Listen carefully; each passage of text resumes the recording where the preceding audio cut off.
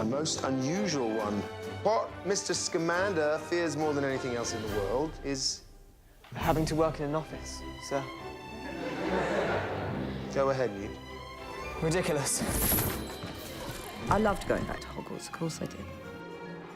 When I opened the script for Beast 2, and I just saw Hogwarts, I was really thrilled. When I walked on and saw all the trunks and Hogwarts stickers and things like that, it's pretty amazing. And then to have all the kids in their Hogwarts uniforms from the 1927 period was really great. And Jo came to visit and she was like, wow, you know, we're back in Hogwarts. I think it expands the universe and brings it in some ways back closer to the Harry Potter world, which is great. It was slightly odd out-of-body experience because I've watched with everyone else those classes, and suddenly to be in it, you're in there doing it, but then you look back as yourself and realise how special it was.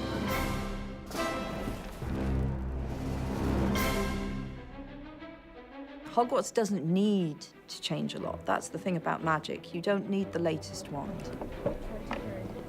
Their tools have remained the same for hundreds of years. So Hogwarts looks very familiar to anyone who saw the Potter movies. But obviously the teaching style looked different. Professor McGonagall, the stranger's done it again! Missy, it was the stranger. She's horrible, she did this, she did that, she did what? I did nothing wrong.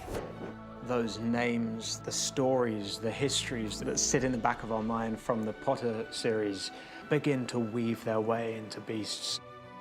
Coming back was an interesting one. Never thought we'd be using Hogwarts again when we finished on Deathly Hallows Parts 2. And of course, Deathly Hallows Parts 2, we completely trashed the school. With Hogwarts, they built the whole castle digitally for the last film. It had been a model for the previous 7, but for the last film, because there was so much destruction, it was a digital build. So Tim went to dig it out of the archive. Everything had to be upgraded. Everything had to be brought up to a higher resolution throughout Potter to hold up in this sort of new super resolution that we're all working in these days. You want to keep the connection with what people know and love.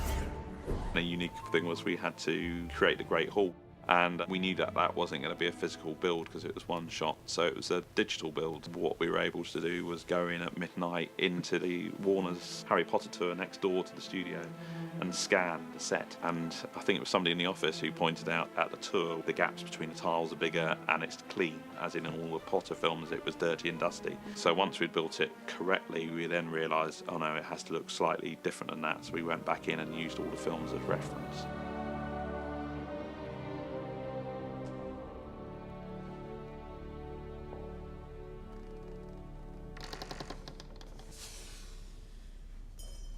You do get into one little nook of Hogwarts that you never saw before. The stage direction, you describe it as a cupboard. Well, it's quite a generous cupboard, and it's where Newt begins to be interested in and collecting creatures. Compared with his later adventures, they're quite modest creatures, but it's a little secret place where he does exactly that. What I love about Newt is he's true to himself. He is so full-hearted and passionate and brilliant, but it doesn't make him easy. Do we know where we are? Do we know what classroom we're in? Do we recognise it? Yeah? Okay. We're reconstructing the dark arts classroom. On the last one, when we put all the set pieces away, unfortunately, we didn't have enough storage area, and the classroom, unfortunately, fell apart. It was the one set I couldn't save. The rest we saved. But that was a real pleasure to rebuild that, actually. We had the original drawings, we worked to the original spec, so we copied the original classroom. And I'm up there, and then I go bonk like that, and that appears. To actually be there with a young Dumbledore, I mean, because all the people who occupied that room throughout the Harry Potter films had their own impact.